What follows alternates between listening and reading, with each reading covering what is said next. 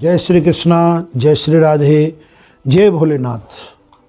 भगवान शिव की अपार कृपा हमारे समस्त दर्शकों पर बनी रहे।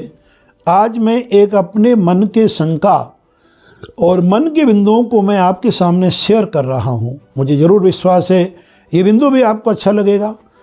प्राय अधिकांश से कई लोगों के मन में शंका होती है, कुछ लोग पूछते भी हैं कि क्या घर में महाराज श्री शिवलिंग रख सकते हैं या नहीं।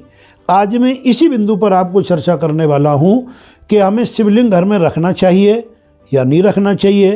रखना अगर है तो उसमें क्या शर्त होनी चाहिए, कौन सा शिवलिंग रखना चाहिए, शिवलिंग रखने से हमारे घर में क्या शुभ और क्या कुछ गलत भी हो सकता है क्या। इन सब बिंदुओं पे मैं आपको प्रकाश आज डालूंगा, जो हमारे शास्त्रों का, विद्वानों का और नाना प्रकार के हमारे गुरुजनों का जो मत है, उन सब मतों का मंथन करके मैं आपको बता रहा हूँ। इसी बीच में मैं चाहूँगा कि हमारे विचार आपको अच्छे लग रहे हैं तो ज़रूर, अगर अभी तक आपने हमारे चैनल को सब्सक्राइब नहीं किया है तो सब्सक्राइब करें और बेल आइकन अवश्य दबाएं, ताकि हर हमारा उपक्रम, हर हमारी विधा, हर हमारा कार्यक्रम आप तक अपडेट होता रहे। तो आइए बंधु, हम जिक्र करते हैं शिवलिंग के बारे में। शिवलिंग साक्षात भगवान भोलेनाथ का स्वरूप है। शिवलिंग की ही पूजा क्यों होती है, ये अपने आप में एक बहुत ही गौण और देव का विषय है, विद्या का विषय। इसके बारे में मैं फिर से आपको बताऊंगा कि हमें शिवलिंग की पूजा हमारे भारत में क्यों की जाती है। अभी आज का जो मैंने विषय चुना है कि शिवलिंग घर में रख सकते हैं अथवा नहीं। तो देखिए बंधुओं, जो हमारे शिवलिंग रखने का प्रमाण है अंगुष्ठ मात्रम, बहुत बड़ा शिवलिंग रखने का अधिकार नहीं। जो शिवलिंग है, जितना आपने दाहिने हाथ का अंगूठा है, दाहिने हाथ का अंगूठा दिख रहा है ना आपको, उतना दाहिने हाथ के अंगूठे का जितना माप है उतना बड़ा शिवलिंग आप घर में रख सकते हो। उससे आपके घर में रिद्धि सिद्धि बढ़ेंगी, दुर्घटनाएं कभी नहीं होंगी, घर में सुख समृद्धि का गंगा बहेगी और सब में आत्मीयता और सहजता रहेगी। अब हम दूसरा इसी बिंदु और आपको बताना चाहेंगे कि शिवलिंग रखने के बाद हम नित्य प्रति उस पर जल, पंचामृत, दुग्ध आदि का अभिषेक करते रहें तो ये अति उत्तम है। कदाचित कभी घर की व्यस्तता में नहीं होता है तो कोई ज़्यादा विचारणीय बिंदु नहीं है, लेकिन करोगे घर में सेवा तो ज़्यादा इसका फल प्राप्त होगा। अब एक तीसरा बिंदु मैं आपको स्पष्ट करना चाहता हूँ कि कौन सा शिवलिंग अपने घर में रखें। तो देखिए बंधुओं, सर्वोत्तम जो शिवलिंग होता है वो तो होता है मरकरी पारे का, क्योंकि हमारे ग्रंथों के आधार पर मरकरी जो भगवान शिव का सीमन माना जाता है, भगवान शिव का अंश माना जाता है।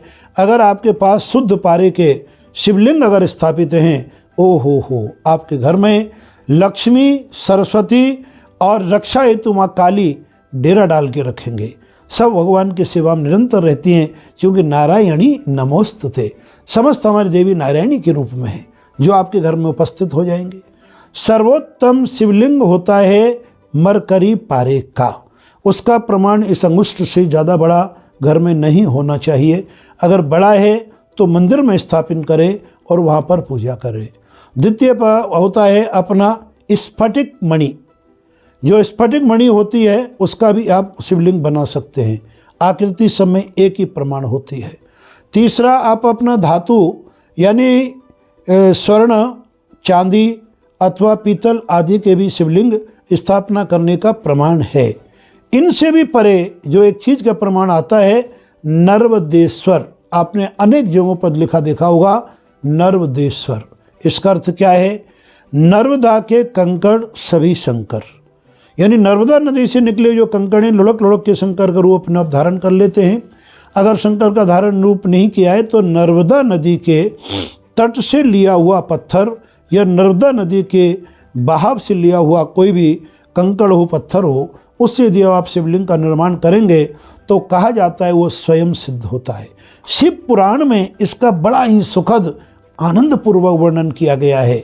इसके अलावा आप अपने कोई भी पाषाण, जिसको संगमरमर कहते हैं, मकराना कहते हैं, अथवा कोई भी पत्थर का शिवलिंग भी आप रख सकते हो। इस शिवलिंग की पूजा करने से आपके घर में निरंतर सुख और समृद्धि की वर्षा होती है। शिवलिंग का पंचामृत ग्रहण नहीं किया जाता इसके बारे में, यद्यपि मैं आपको बृहद पूर्वक बताऊंगा। वो पंचामृत गौ के लिए अथवा किसी वृक्ष के जड़ों में अर्पित कर दिया जाता है। शिवलिंग पर भोग लगाया हुआ भी वैष्णव संप्रदाय में ग्रहण करने योग्य नहीं है। इसके बारे में पुनः आपको विस्तार पूर्वक बताऊंगा। आज का बिंदु केवल हमारा शिवलिंग से संबंधित था। तो आज के वक्तव्य में इतना ही आपको हम बताना चाहेंगे। भगवान भोलेनाथ की कृपा रहे, घर में भगवान शिव की पूजा करें, भगवान शिव का मंगल करें, सबके जीवन में खुशियों की बहार आए। जय श्री कृष्णा और जय श्री राधे।